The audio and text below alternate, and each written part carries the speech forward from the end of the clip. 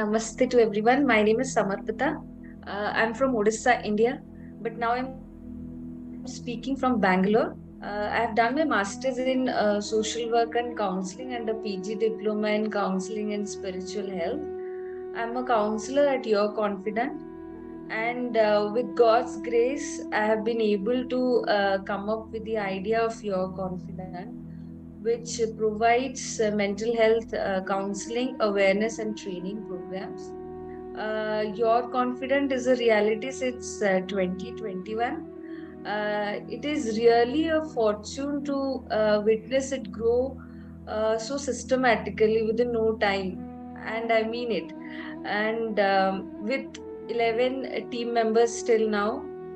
And as a counselor, if I am to share one success story, uh, I would go back to my internship days while I was doing my master's. I was put into an organization for internship where they had different wards. So, different kinds of people, different problems. So, they will be put into different kinds of wards. So, when I entered that organization, I had planned my 30 days of internship there in a way that I will be able to spend equal amount of time in each ward. So, after having gone there for 7 days or so, the supervisor of that organization was getting closer to me, and she once told me, Samarpita, there's a case in the psychiatric ward.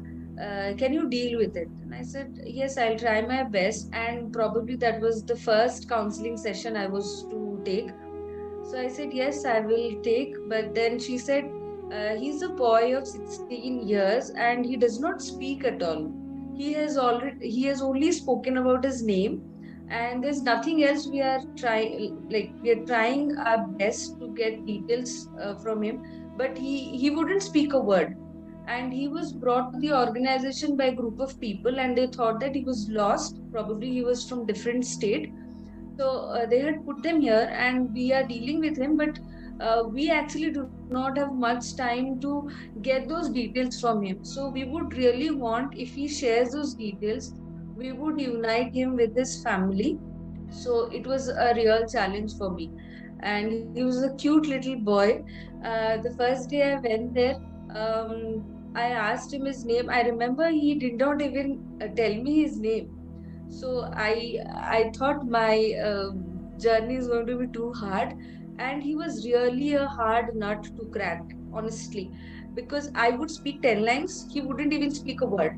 So since I had planned 7 days of my working there in the male psychiatric ward, so I thought 7 days won't be enough to get those details from him. I would speak with every other member in the ward, and in the end, I would keep just 10-15 minutes for him, and I'll spend time with him. Even within those 7 days, I got him some books also for children. He would read and he would feel good, and he'll start sharing whatever we wanted from him. But then it was of no use, and the 7 days were over, and then I had to shift to another ward. But he was there in the back of my mind. I thought I have to crack this case, otherwise I would feel that my internship is not going to get completed, or I won't feel that satisfaction inside. So after having completed working in other wards, then I decided I'll get back to the same ward and I'll talk to him once again. And I used to think that this time I will find out a different approach, because the same approach might not have worked for him to share the details. So I had some tricks of dealing with him now.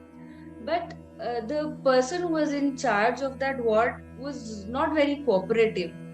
He did not want me to interact with that boy. And then I could feel that aura in him, that he did not want me there in the ward. So I asked him, like, I have been told by the supervisor to deal with him. So why wouldn't you let me do it cordially? Then what I would do is I would not go to the dormitory. I would just ask him to take those chairs and sit outside, so that the in charge also does not feel bad about it.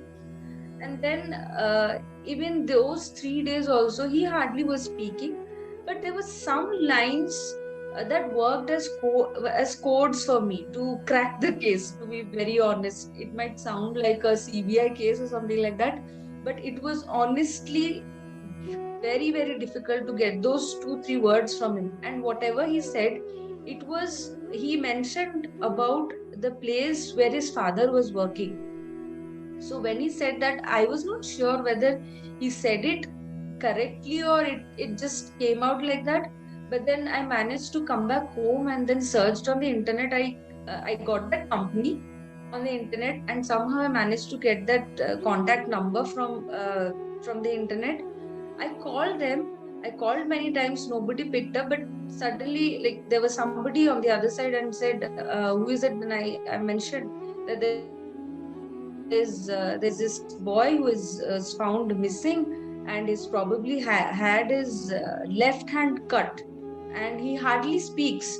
So, is there anybody in the factory who is working and he's lost his son? Like, his son is missing. Then he said, yes, we have somebody. And then I was like, I should wait. I should not be so very happy that yes, I've cracked the case. But then I asked that person to get the father on the call and share some photos of the father.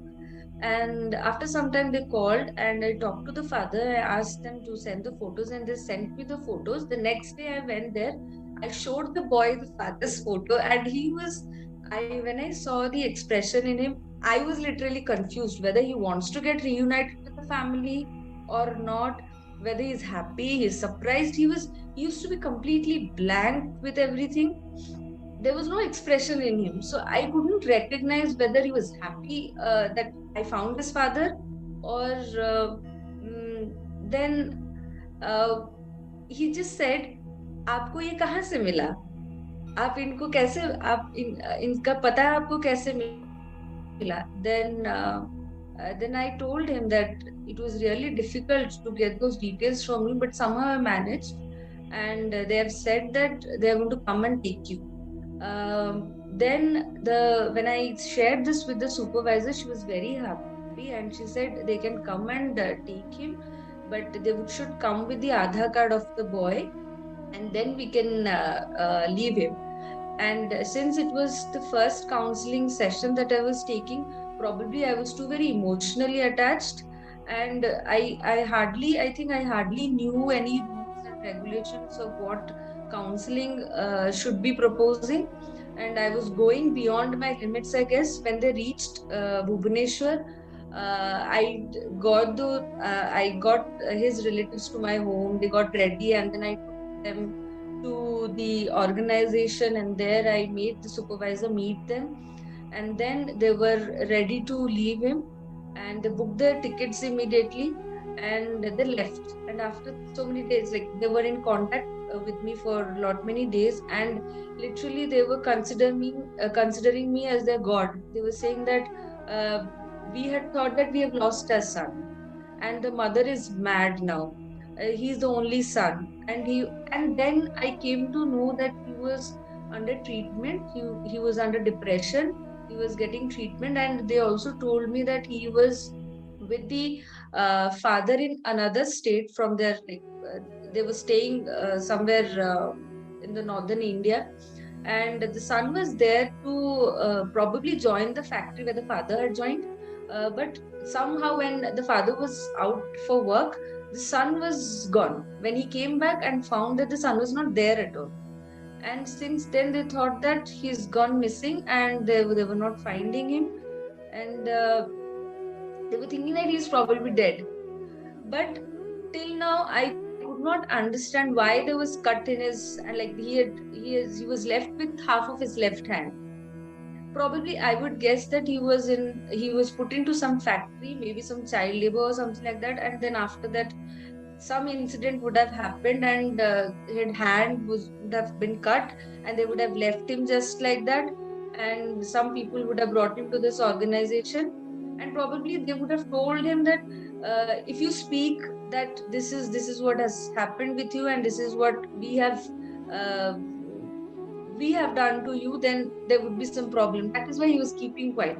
These are all guesses, I would say, but I could not know what was the reason behind why there was his left hand was cut, and why he was so quiet about it. Even when he met his family members, also, he was again blank. So I do not know what exactly happened, but the most important thing is that I felt that yes, uh, I cracked the case, and I was happy and I was satisfied with my internship, and I was satisfied with the first counseling case. And till so many days, they used to call me and say that you were actually God for us. And yes, that was the case. I think that's it from my side.